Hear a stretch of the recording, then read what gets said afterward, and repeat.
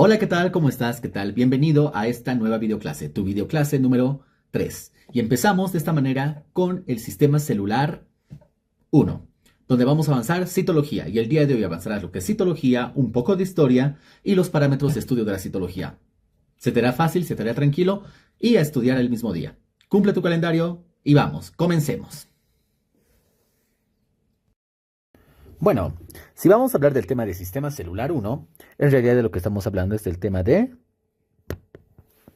citología. Por tanto, lo que vamos a llevar acá es la citología. ¿Ok? Por tanto, tomando en cuenta lo que es la citología, empezamos a ver esto. La citología es una rama de la biología que ya sabemos por demás que se encarga de estudiar a quién. Se encarga de estudiar lo que es a la célula, porque viene de dos vocablos griegos. Cito, que significa célula. Cito, que significa célula. Y el término logos, que significa tratado o estudio. Tratado o estudio. Ahí está. Por tanto, tenemos el término cito, que significa célula, y el término logos, tratado o estudio. Por tanto, cuando hablamos de la citología, tenemos que entender que la citología se encarga de estudiar ¿qué? Se encarga de estudiar lo que es la estructura, la forma y la función de las células en general. ¿Ok? Pero vamos a ver muy diferente a parámetros que no hay que confundir. Cuando hablamos de citología, el principal término que tenemos que empezar a estudiar es el término célula. Pero el término célula no vino de la nada, no es de que, listo, apareció. El término célula fue introducido por un señor.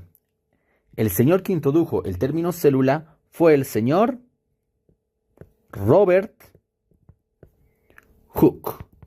El señor Robert Hooke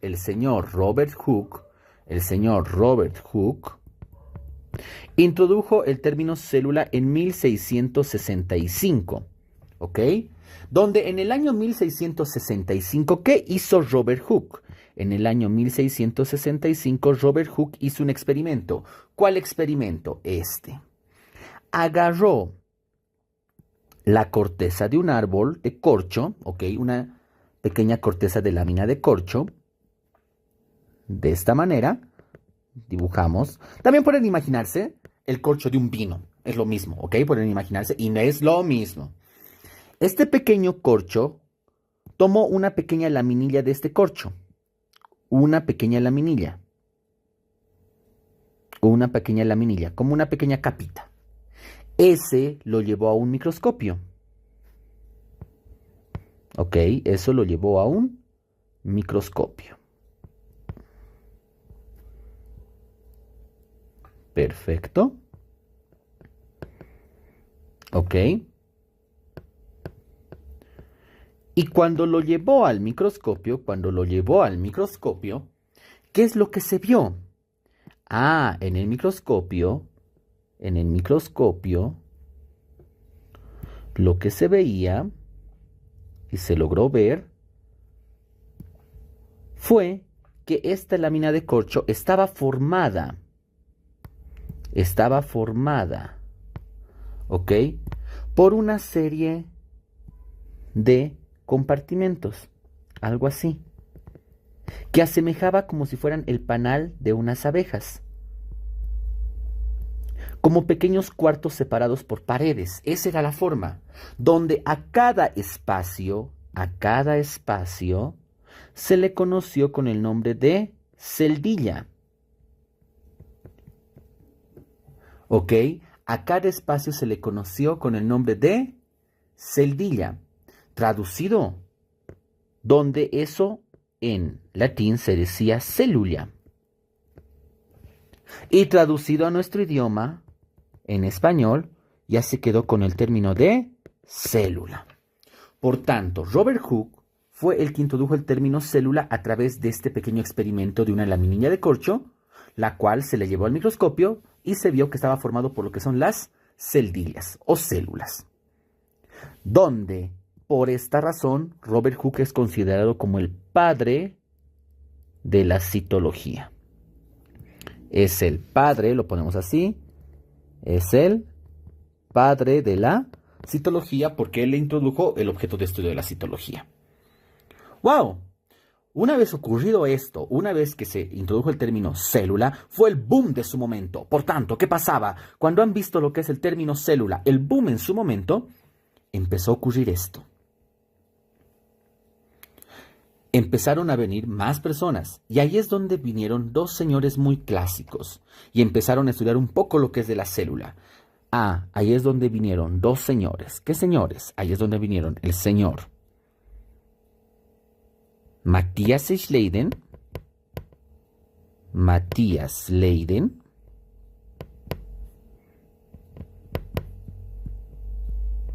donde Matthias Schleiden, ¿qué hizo?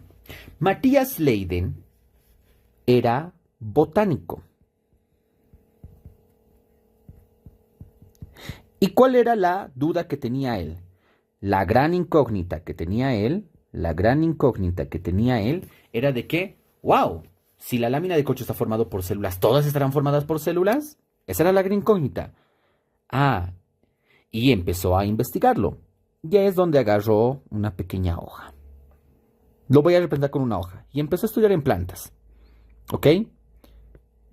¿Y qué hizo? Obviamente, empezó a sacar pedazos de laminillas de las plantas. O sea, en este caso le decimos que destrozó a la planta. ¿Ok? Ese pedazo, obviamente lo siguió volviendo en algo más pequeño. Ese pedacito de planta que ya lo teníamos destrozado, lo volvió en algo más pequeño. Hasta que lo volvió en una laminilla que lo llevó otra vez, al famoso microscopio.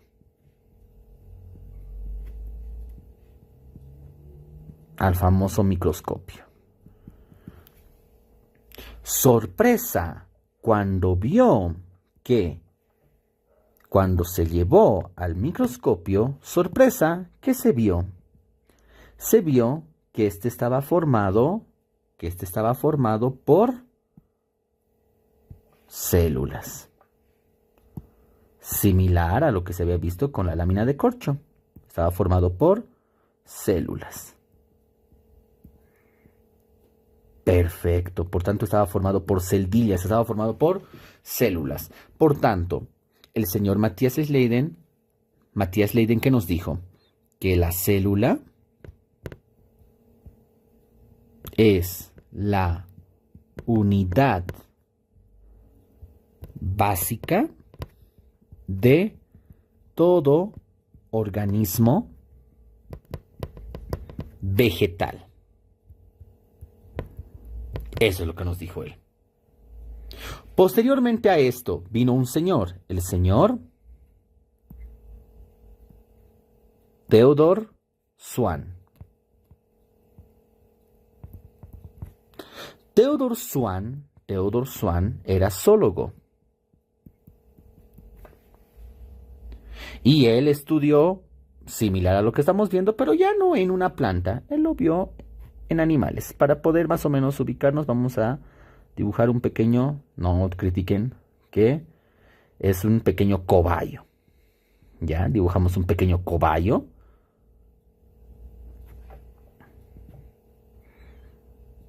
No, el cobayo no es así. Ahí está, perfecto, el pequeño cobayo. Y al pequeño cobayo, ¿qué hizo? Igual que se hicieron en la planta, lo partieron. Ya teníamos un pedazo de cobayo. Ya teníamos ese pedazo de cobayo. Y otra vez lo volvieron a partir y más. Hasta que lo llevaron al microscopio. Y sorpresa, de la misma manera. Vio que estaba formado por celdillas, por células. Lo mismo. Llegamos al mismo resultado. Por tanto, ¿qué dijo Theodor Swan? Dijo que no solamente los vegetales estaban formados por plantas, sino que la célula es la unidad básica de todo organismo, ya sea animal o vegetal. Todo organismo vivo, ya sea animal o vegetal. De tal manera que tomando en cuenta eso, es que de esta manera nació algo. Nació lo que ahora conocemos con el nombre de la famosa, lo ponemos mejor a este lado, la famosísima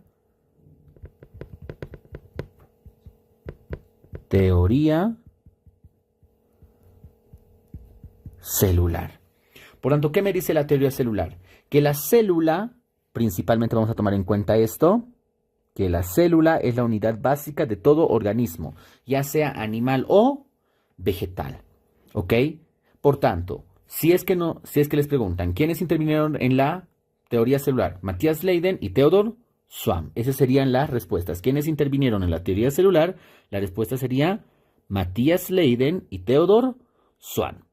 Donde la teoría celular me dice que la célula es la unidad básica de todo organismo vivo, ya sea animal o vegetal. Pero si lo desglosamos, en versión desglosado ya no me dice lo mismo. En versión desglosado es un poquito más extenso. Por tanto, en versión desglosada, ¿qué me dice? Que la célula es la unidad básica,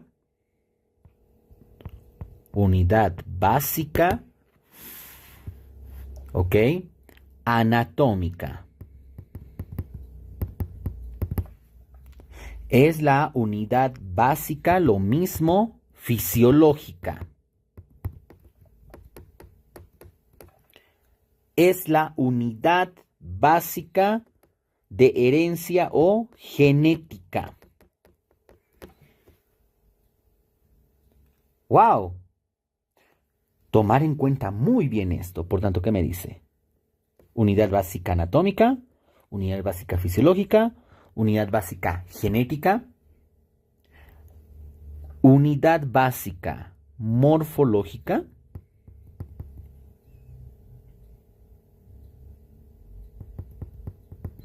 y por último, y este último vamos a ver una pequeña connotación, que una célula proviene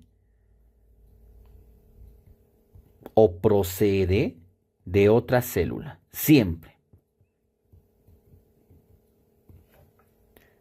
Por tanto, la teoría celular desglosada me habla de esto. La teoría celular desglosada me habla de esto. ¿Ok? La teoría celular desglosada me habla de esto, de esos puntos, que no se les tiene que ir ni queriendo. ¿Ok? Donde el último punto, donde me dice que la unidad, que la célula proviene de otra célula, fue introducido en un término en latín. Un libro llamado Hominis, que significa lo mismo, Hominis Cellulae et Cellulae. Hominis Cellulae et Cellulae es lo mismo que decir que una célula proviene de otra célula. ¿Y quién fue el señor que fue responsable de introducir esto? El señor Rudolf Virchow. ¿Ok? Por lo tanto, Rudolf Virchow fue el que dijo que una célula proviene de otra célula. ¿A través de qué? A través de la creación de una magnífice, llamada la magnífice Hominis Cellulae Cellulae, que es como decir, una magnífice es como decirles un libro, ¿estamos bien? Como si fuera un libro. Y recuerden que la célula es la unidad básica anatómica, fisiológica, genética y morfológica, y que una célula proviene de otra célula. Todo eso me dice la famosa teoría celular. Todo eso me dice la famosa teoría celular. ¿Ok? Esto es un poco de la historia que tenemos que empezar a ver. Sí o sí. Recuerden que de lo Matthias Leiden y Theodor Schwann está dado entre los años 1838 a 1839. ¿Ok? Entonces tomar en cuenta muy bien estos pequeños apartados. Lo de Rudolf Virchow está en 1855. ¿Ok? ¿Hay algunos otros más que deberíamos saber? Sí, está en tu libro. ¿Ok? Por tanto, deberías saber sí o sí, más que todo, este pequeño apartado de qué. Te lo pongo acá. ¿Listo? Deberías saber qué. Principales, en orden de que alguna vez han preguntado en el examen, en orden. Hablamos del señor von Moll. Ha sido muy preguntado muchas veces el señor von Moll. Cuidado. El famosísimo señor von Moll. Ha sido muchas veces preguntado. Cuidado que no se estén aprendiendo estos pequeños tips. Están entendiendo el señor von Moll. Von Moll, ¿qué me dijo? Estudió los procesos mitóticos. ¿Ok? Primera cosa. Otro que preguntaron, y muchas veces suelen fallar mucho en este, el señor August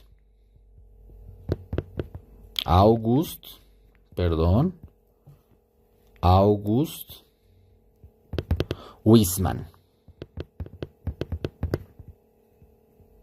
August Weismann, donde él señaló que todas las células tienen un origen en común.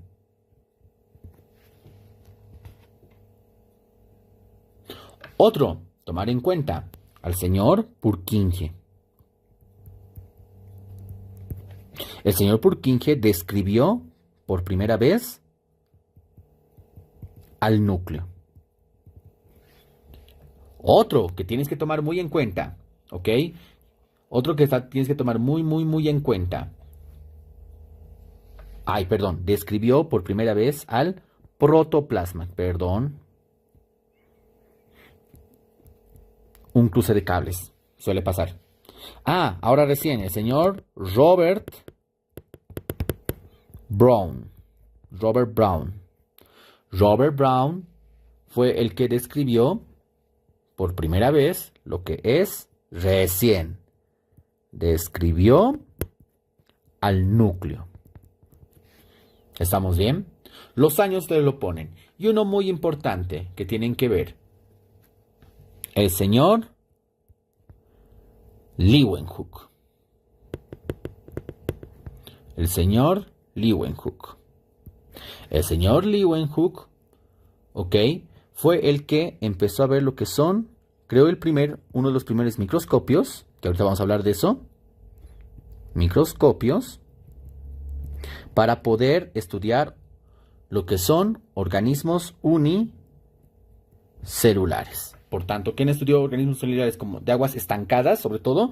Vamos a ver que el señor Leeuwenhoek. Por tanto, estos pequeños de historia, ¿ok? No es mucho, no es muy complicado. Por tanto, este pequeño cuadrito creo que te va a servir demasiado, sobre todo como el apunte digital que estamos creando. ¿Estamos bien? Por tanto, de aquí nos vamos acá, listo, y se te va creando lo que es un pequeño cuadrito para poder estudiar de manera más didáctica y sencilla. ¿Ok? Listo, ahí está. ¿Estamos bien? Donde junto con este cuadrito, creo que esta página va a ser la página de los cuadritos. Ahí está la página de la historia. Vamos a hablar y esto es muy importante, ya que hemos empezado a hablar de Leeuwenhoek. Leeuwenhoek ha empezado a hablar no sé qué, nos ha empezado a hablar de microscopio. Por tanto, tenemos que empezar a hablar del poder de separación. Poder de separación de los microscopios. Poder de separación de los microscopios. Donde el poder de separación de los microscopios será sencillito, no hay donde perderse. ¿Qué es lo primero que vas a ver? Primer microscopio, empezamos a poner aquí. El primer microscopio, que es el microscopio que hemos hablado ahorita, microscopio de Leeuwenhoek. El microscopio de Leeuwenhoek, de Anton van Leeuwenhoek, el cual vamos a ver ¿cuánto tiene? ¿Cuánto es su famoso poder de separación? El poder de separación del microscopio de Leeuwenhoek es de 2 micrómetros. Algo recalcar hartísimo. Siempre se mide en micrómetros. Cuidado, hay preguntas pescadas donde en vez de ponerte micrómetros se ponen otras cosas. Tienes que fijarte si está en la unidad de medida correcta. Segundo microscopio. Hablamos del microscopio de fin de siglo. Microscopio de fin de siglo. el cual tenía un poder de separación de 0,2 micrómetros. Y el tercer tipo, estamos hablando de un microscopio que sería el microscopio primer electrónico, el cual tiene un poder de separación de 0,004 micrómetros. Y por último, no tienen que olvidarse de este poder de separación del ojo humano, el cual es de 75 a 100 micrómetros. Por tanto, solamente como un dato extra, ¿qué entendemos por poder de separación? Es la distancia mínima que puede distinguir entre la separación de un punto en otro punto. A eso le vamos a considerar poder de separación, la distancia mínima que se puede percibir entre un punto y otro punto. Por tanto, lo mínimo que podría percibir de separación en un microscopio de Hooke es de 2 micrómetros. De fin de siglo es un poquito más potente, 0,2 micrómetros.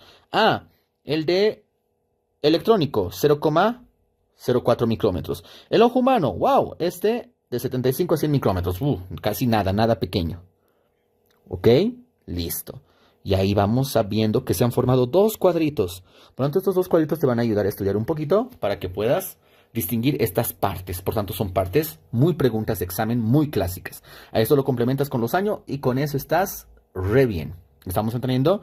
Listo, con eso estás re bien. Perfecto, terminado. Vámonos con lo siguiente. Por tanto, cuando ya hemos visto todo esto, tenemos que entender ¿qué?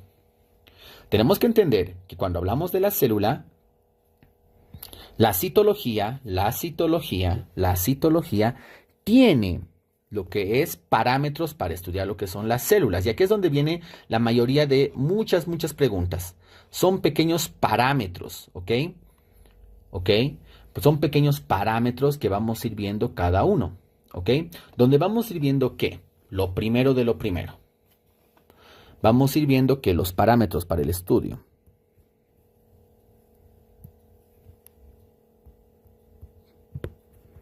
Parámetros de estudio en citología,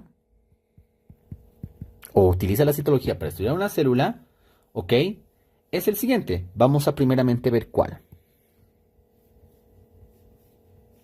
Primer parámetro que vamos a ver. Vamos a ver lo que es el tamaño. No, empecemos por la forma. Empecemos por la forma. Por algo quiero empezar con la forma. Por tanto, primer parámetro es la forma. Por tanto, en forma, ¿qué es lo que me va a interesar en la forma? En la forma, ¿qué es lo que me va a interesar? Netamente, saber las distintas formas que podrían tener lo que son las células. Por tanto, aquí vienen una cantidad de nombrecitos que necesito que tú lo sepas. Y esto es algo que tienes que saber muy bien. ¿Dónde? Primeramente, empezamos con la forma células cúbicas a cilíndricas. Primera forma que vamos a ver. Segunda forma, vamos a ver un tipo de células que en las puntas son más aguzadas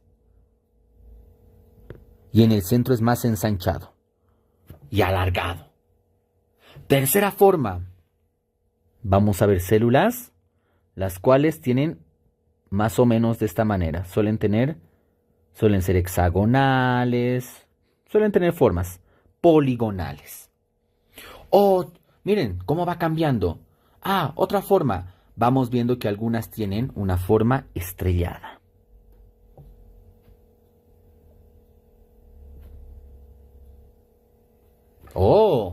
Otra. Vamos viendo que algunas células tienen una forma que parecen esféricas, pero en realidad es que tienen varios lados. Tienen varios lados. A cada uno de estos le vamos a poner que se llama forma poliédrica. ¿Ok? Otros, vamos a ver que algunos que tienen una forma,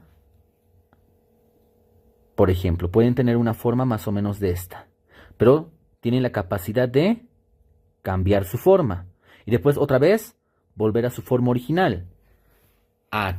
No es una forma fija, es una forma irregular.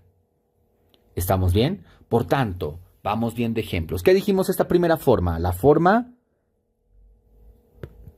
cúbica o cilíndrica, acilíndrica. Lo que me interesa aquí, el ejemplo. ¿Cuál es el ejemplo de esta? Las células epiteliales. Segundo, esta que dijimos que son un poco más alargadas, aguzadas en sus extremos, se les conoce como forma fusiforme.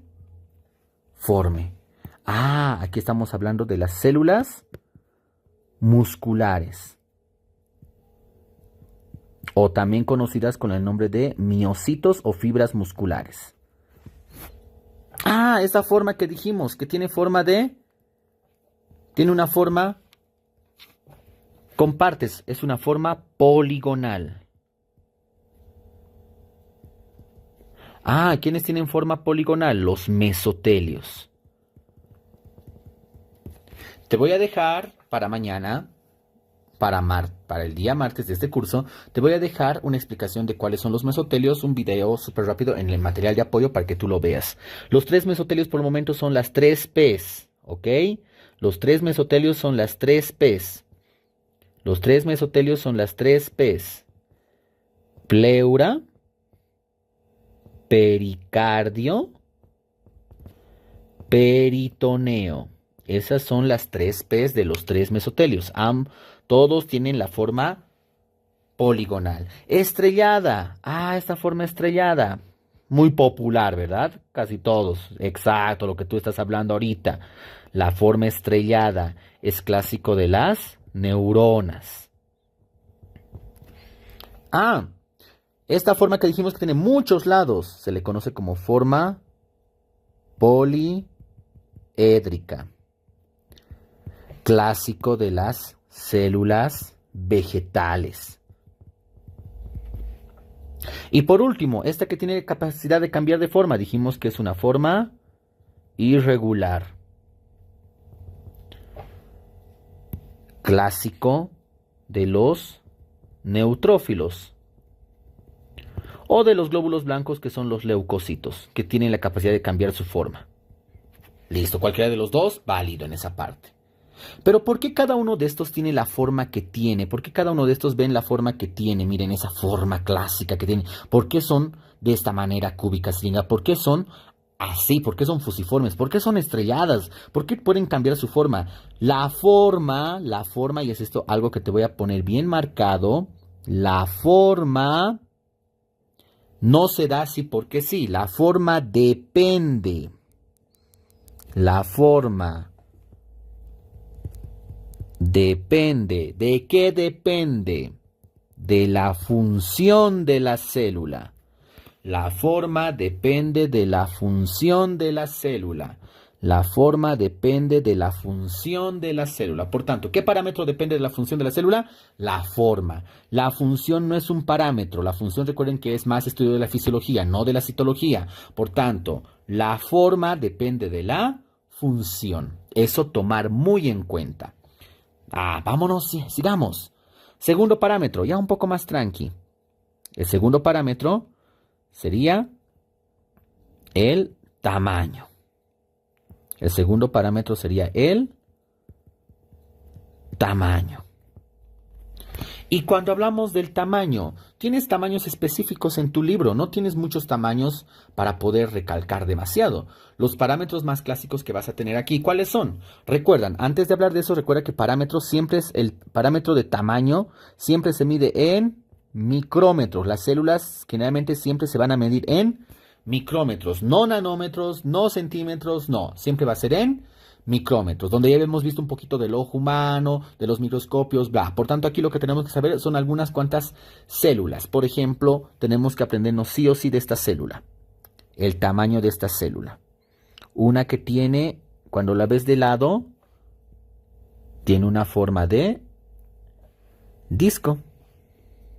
Y cuando lo ves de frente, disco. De vez de lado, tiene dos entrantes que se llaman concavidades. A esta forma se le llama discoidal bicóncavo. Discoidal bicóncavo. ¿Cuánto normalmente es el diámetro de estas células? Estas células suelen medir de 7 a 8 micrómetros. Estudiala bien porque esto igual en sangre vas a estudiarlo ya nuevamente otra vez. ¿Estamos bien? Tenemos células igual mucho más grandes que esta. Un ejemplo de célula así súper grandota, que tiene varias capas. Tiene su membrana, adentro está su núcleo, tiene lo que es una pequeña zona llamada corona radiada. ¡Wow! Sobre eso tiene lo que es la zona pelúcida y la corona radiada. Es así, toda una reina. Les presento a alguien llamado ovocito, o también llamado óvulo. El ovocito u óvulo mide 140 micrómetros, siempre con nombre y apellido. En cambio, pero el otro que tenía disco del bicóncavo, ¿qué se llamaba? Este es el famoso eritrocito, o también conocido con el nombre de glóbulo rojo, o también conocido con el nombre de hematíe. Cualquiera de los tres nombres vale. ¿Estamos bien? Cualquiera de los tres nombres vale. Cuando tú hablas del eritrocito, glóbulo rojo, hematíe, que tiene del humano, es de 7 a 8 micrómetros.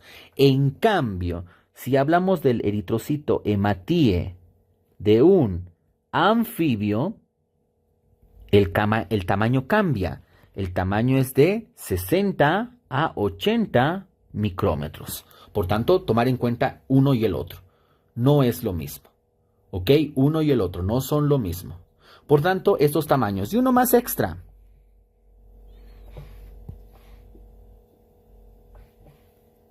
Que tiene lo que es más grasa que otra cosa. Su núcleo es ese que estoy pintando de color blanco. Y el resto es grasa. Les presento a un adipocito, célula almacenadora de grasa. Siempre que escuches adipocito, almacena grasa. ¿Y cuánto mide este? Este puede medir desde 10 hasta 200 micrómetros. ¿Ok? Por tanto, esos tamaños tienen que estar bien marcados. Eritrocito de un humano, eritrocito de un anfibio, un ovocito y un adipocito. Esos tamaños deberían estar bien marcados. Aparte de lo que hemos visto hace rato, lo que son microscopios. Tercer parámetro. Como tercer parámetro vamos a tener al número. Y aquí ya no hay mucho show. Aquí no se hagan mucho lío. Podemos hablar de muchos números. Podemos hablar del número de los eritrocitos, bla, bla, bla. Pero en tu libro le da más bola solamente al número total. Donde te dice que un humano...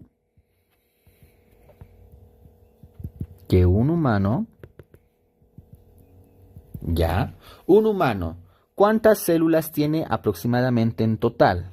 Un humano aproximadamente te dice que tiene 75 billones de células.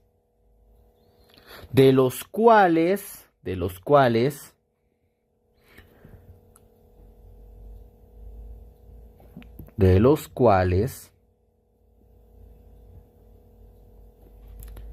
100.000 millones son neuronas. Por tanto, te pueden preguntar el número total de células o te pueden preguntar directamente el número de neuronas. Y para terminar, y con eso terminamos el video del día de hoy, que no es un video difícil, se han dado cuenta que es tranquilito.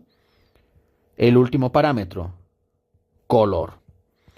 Donde en color tienes que tomar en cuenta algo. Las células son incoloras. Una célula es incolora. Pero, por tanto, ¿a quién se le debe el color? El color le vamos a deber gracias a sus pigmentos. Los pigmentos son los que le van a dar el color. Y aquí es donde viene el show. Tienes que saber los pigmentos más clásicos que le dan el color a las células. ¿Cuáles son los pigmentos clásicos? Pues empecemos. Primeramente tenemos a esto. Se abrevia con HB. Prefiero primeramente poner el nombre, la hemoglobina. Se abrevia con HB. Este le va a dar el pigmento a la sangre. En realidad al glóbulo rojo o eritrocito, pero directamente le ponemos como normalmente le da y adquiere ese color a la sangre. Otro, tenemos a la miohemoglobina. Y la miohemoglobina se la abrevia como MHB, ¿ok? Él le va a dar míos es músculo, recuerda, míos es músculo.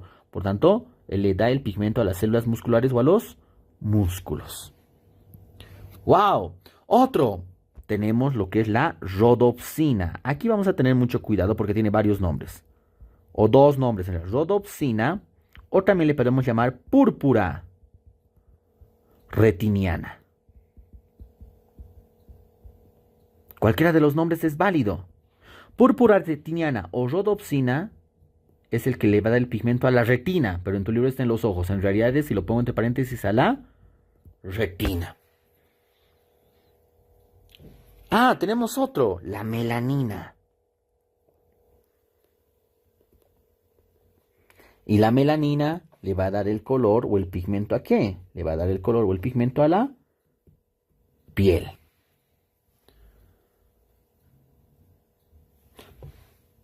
Otro.